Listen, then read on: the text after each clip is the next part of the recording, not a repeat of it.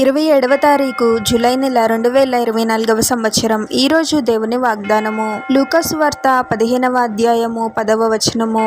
మారు మనస్సు పొందు ఒక పాపి విషయమై దేవుని దూతల ఎదుట సంతోషము కలుగునని మీతో చెప్పుచున్నానెను. సహోదరి సహోదరులారా, ప్రభువు మారు మనస్సు యొక్క ప్రాముఖ్యత గురించి, ఒక మనిషి మారు మనస్సు పొందినప్పుడు పరలోకంలో కలిగే సంతోషం గురించి ప్రభువు బోధిస్తూ ఉన్నాడు. మారు మనస్సు అంటే ఏమిటి? తాను చేసిన పాపముల నిమిత్తము పశ్చాత్తాపపడటం, కేవలము పశ్చాత్తాపము పడటమే కాదు, కానీ పాపాన్ని, పాపపు మార్గాలను విడిచిపెట్టి జీవించడం. ప్రభు అంటూ ఉన్నాడు, మారు మనసు అవసరం లేని 99 మంది నీతిమంతుల విషయమై కలుగు సంతోషం కంటే మారు మనసు పొందిన ఒక పాపి విషయమై పరలోకంలో ఎక్కువ సంతోషం కలుగుతుంది అని మనందరము తెలిసి తెలియక పాపాలను చేస్తూనే ఉంటాము.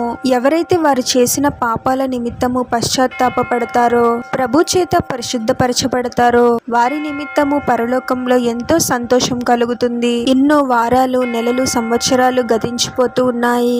ఎన్నోసార్లు ప్రభు గద్దించినప్పటికీ పాపాన్ని విడిచిపెట్టలేని స్థితిలో ఉన్నారేమో. ఈ రోజు సజీవంగా ఉన్న వ్యక్తి రేపు సజీవంగా ఉంటాడు అని చెప్పలేని పరిస్థితులు ఉన్నాయి. ఈ రోజు ప్రభు సన్నిధిలో మోకరించి మనం చేసిన పాపముల నిమిత్తము పశ్చాత్తాపపడి ప్రభు మెచ్చే జీవితాన్ని జీవించాలి అని మనం తీర్మానం తీసుకుందాం. ప్రార్థన.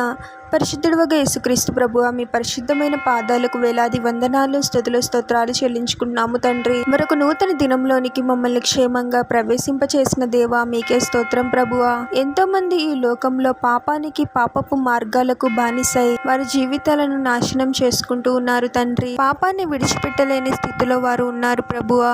అటువంటి వారిని మీరే దర్శించండి తండ్రి.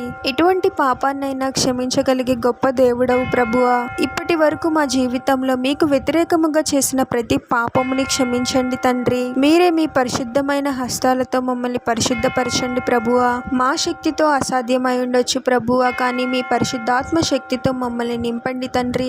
నీతివంతమైన పరిశుద్ధమైన జీవితాన్ని జీవించడానికి మాకు సహాయం చేయండి ప్రభువా. మా ఆలోచనలను, మాటలను, క్రియలను సరిచేయండి తండ్రి.